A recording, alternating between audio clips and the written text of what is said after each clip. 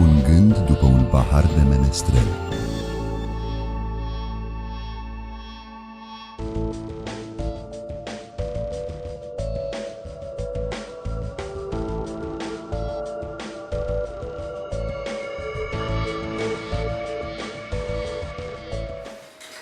Vreau să vă povestesc povestea menestrelului, tocmai de aici, din Galeria de Artă Rothenberg-Buzunov, pentru că putem în felul ăsta să împletim pasiunea mea pentru vin, alături de alte două pasiuni mari ale mele, cea pentru artă și cea pentru muzică, pentru că ne aflăm și alături de Ateneul Român. Etichetele au fost făcute de Ana Ruxandra Ilfoveanu, mare graficiană română. M-am dus la dumneai și am spus că vreau o atitudine de ev mediu, european, închipuit, văzută din secolul 21. Un fel de postmodernism.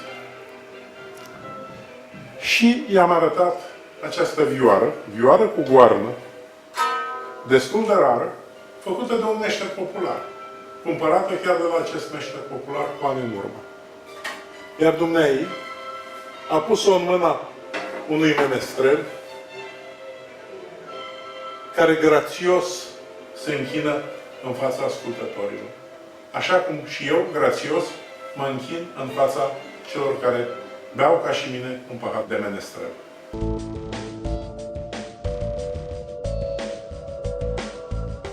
Și acum putem să bem și un pahar de vin.